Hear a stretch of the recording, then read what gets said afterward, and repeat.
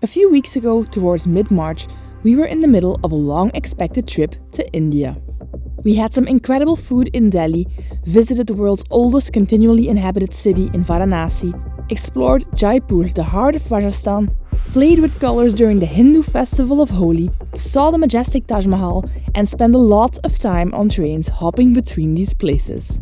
Even though at this point we were only halfway through our planned itinerary for India, in mid-March, with the coronavirus steadily spreading throughout most of the world, we made the rather abrupt decision to drop our remaining plans for India, leave the country in a moment's notice, to head for what we thought could be one of the safest places in the world right now. Last time in our last video you saw us getting off the train when we were coming from Agra to Jodhpur, the blue city which we were going to explore.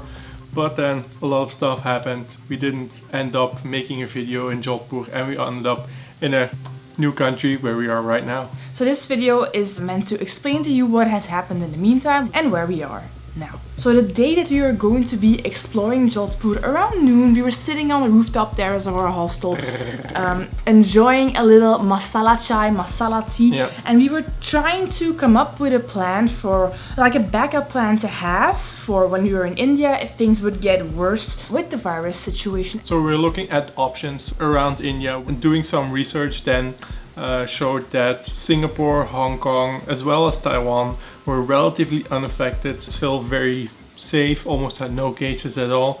In the meanwhile, it's already changing a little bit. We're saying they were relatively unaffected. We are no experts, but if you read the news over the past couple of weeks, you've maybe seen that some of these have received praise for how they have handled the situation with the virus. Geographically speaking, they're all pretty close to China, where the situation originated, and they did very well in controlling it up to this point. So you're thinking if we want to have a safe haven, maybe those places are the best ones to go to. Our initial plan was to stay in India, go up north to the Himalayas where there's not that many people and relatively low risk of infection, or that was our reasoning at least.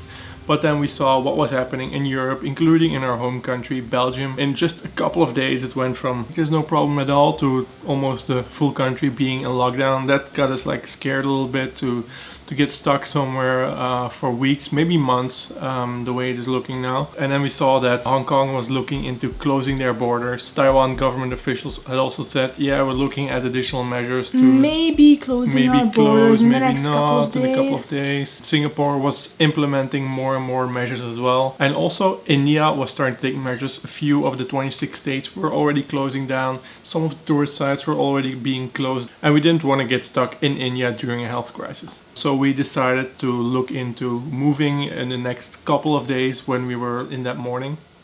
Sipping our chai on the rooftop terrace. Life was good. We still had some plans in India. We were going to go to the Himalayas. We were going to see the rest of Rajasthan. We made some reservations. We were going to go ziplining the next day in Jodhpur. But we were just like, let's not risk it. Let's just book a flight right now. Go to the airport and leave right now. When I say right now, I do mean right now. When we booked our flight was 1.5 hours later. So when I was doing the booking, putting in the credit card information, we still have 1.5 hours before the flight left. On that 1.5 hours we had to book the flight, pack up all our stuff. In a little bit of a rush here, but it will be fine. Get the bill from the hotel, take which a taxi. Took a while. which took most time. Get a taxi, go to the airport and check in. Already. Come.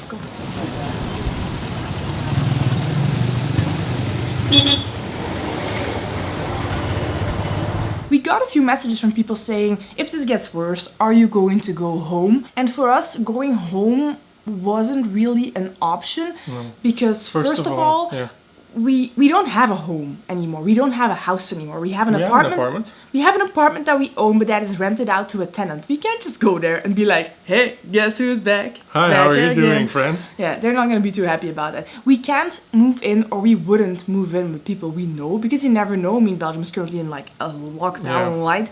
You never know how long you're going to be there. We can't do that to the people that we know. The situation in Europe is escalating more than Asia, so we decided to stay in Asia and not go home to Belgium. So out of the three options, we picked Taiwan, which we are currently now in Taipei, as you may have seen on our Instagram account where we have shared this information, or in our weekly newsletter that we send out via email. If you want to subscribe, there's a link below where you can subscribe to our weekly newsletter if you want to get the most up-to-date information about us, or follow us on Instagram, where we post regular pictures, but also a lot of stories, like these mini videos where you can follow us. So our plan for our flights to get from India to where we are in Taiwan was to take a flight from Jodhpur, domestic flight, to Delhi, the capital. Then from Delhi, fly out to Bangkok in Thailand, and then from Bangkok, after pretty long layover I think it in was 10 hours, 12 hours? Yes, semi in the middle of the night, we were gonna take a flight from Bangkok to Taiwan. So it was a bit of a more stressful travel day, because throughout the day the countries kept updating the closures of their borders, and also we wanted to get to Taiwan because at this point we had paid 600 euros for our flights to get there. So first flight of today should be us going from Jodhpur to Delhi. We're now on our way to the railway station, I mean to the airport. I think by the time we get there, traffic is pretty light right now. By the time we get there, it should be a good hour until the flight leaves. Naik is checking us in online, and we just have to drop our bags, pass through security. But still, yeah, a little bit stressed because it's also last minute and we completely weren't prepared. We left a little late because we only just booked our tickets. But anyway, I mean, we're making good time and I think it'll be fine. Fingers crossed if we miss this flight. I wouldn't necessarily say that, but if we miss this flight, it'll cost us a whole lot of money for a whole lot of nothing. So we made it with 10 minutes to spare, I think, before the check-in of our flight closed, which wasn't that much, but it was 10 minutes and it wasn't very busy at all. So. Alright, we managed to board the plane. We got here with a few minutes to spare. Luckily the flight is like only 1/3 full, so we managed to create a bit of a buffer zone between us and the rest of the passengers. The row in front of us is clear, one row behind us is clear. On that side there's almost nobody, so we've got at least a meter between us and the rest of the passengers, so 2 meters. Trying to keep safe here. That was a very, very eventful afternoon. Not at all what we expected our day to look like. By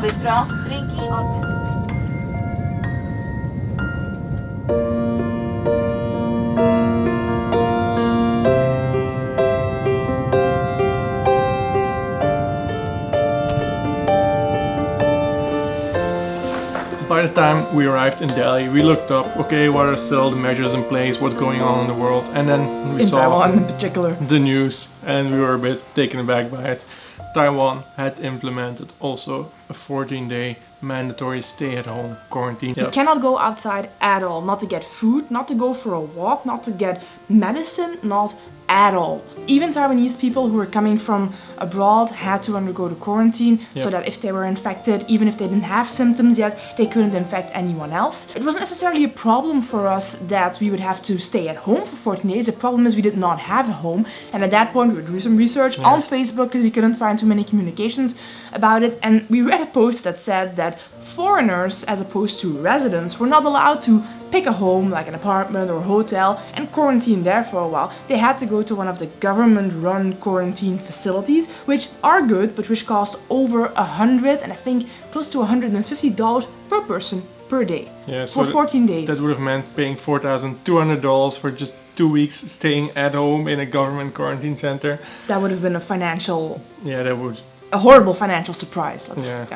That would have been really bad. Well, we did some more research, and then we found out at least some people were allowed to stay in an apartment or an Airbnb that they rented.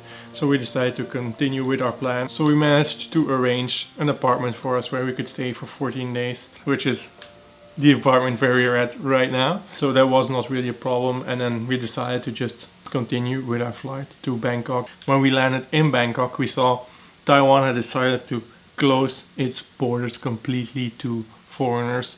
Only people allowed were Taiwanese people or foreigners living in Taiwan with like a permanent residency. Otherwise, no other people could enter anymore. And that measure was gonna go into effect a couple of hours after we landed. So we really couldn't afford longer for the layover or a flight being cancelled. So we had 4 hours between when our flight landed and when the borders would close. So at that point we were like, okay, looks like we're gonna make it. Hopefully there's no delays. And then we can still make it into Taiwan. And we did make it. There was a long line after you enter the airport in Taipei. There's like a health check before you can go through immigration, where they tell you about the home quarantine several times to make sure. 2 hours we had to line up to get through the quarantine or to the health check. They did a health check. They registered where we would be staying. They have loads of measures and ways to track you. Maybe that's stuff for our next video, or we can explain that. So far we are happy with the choice that we made in coming to Taiwan. We're happy to be safe and healthy, at least at the moment, and we hope you guys are safe and healthy as well. That's in the end the most important thing at the moment. I mean, it's very unfortunate, the circumstances, and they're very unfortunate for everyone, but at least we feel safe and healthy at the moment, which is in the end everything that matters. And while this blows over, we are planning to stay here until... We're going to stay in Taiwan. We have a 90-day visa. I think the government also gave everybody who is currently here at least a 30-day extension on their visa. So we basically can stay here for up to 4 months, and maybe if needed we can stay longer, but that's hopefully not the case. In the meanwhile, we will be observing all the local and international guidelines of washing your hands. Washing your ears, not social distancing. Social distancing in Taiwan. You have to wear a face mask. It's not really official law, but highly encouraged. There's social distancing in place, and I think that's about it at the moment. But some major events have been cancelled or limited to smaller crowds. Some museums are restricting the access, the number of people that can access on any given day. Trying to avoid having lots of people in one small space. But other than that, so far not that many measures. So we're hoping to at least go out once in a while and go see some nature stuff. We're not really sure what the next couple of months are going to look like for our channel, but we will continue to make videos. Maybe not the usual style of videos where we travel a lot and move around a lot. It will be different, but we will still try to show you what our life is like. Hopefully we can maybe do a hike somewhere where there's not that many people, or go to the beach if there's not that many people. But we'll see what happens, because I mean the situation evolves very rapidly. But we will try to continue making videos. Once in a while we will go to a place, and otherwise it will be more of our daily life here in Taiwan, which will also be quite interesting, I think. If there are any questions you have for us right now, or any requests on a particular type of video that... Can I get some beer? That you have, not you, or any requests on a particular type of video you would like to see. For example, if you want to see a video about how much it has cost us to travel for a year, or to travel so much as we do so far. Or what kind of camera stuff we use, or what we pack in our bags. If you want to see that, please mention it in the comments below. We will look at those and we will consider implementing a few of the ideas we read down there. And then our next video is going to be our daily life during this period of home quarantine. How do we get our food? Because we can't leave the apartment. What sort of other requirements do we have to comply with? How do they track us, make sure that we stay inside? If you want to see all that, make sure to tune in for the next video. If you like this one, please leave a thumbs up, hit the subscribe button, bam, bam, and I'll see you in the next one. Bye bye.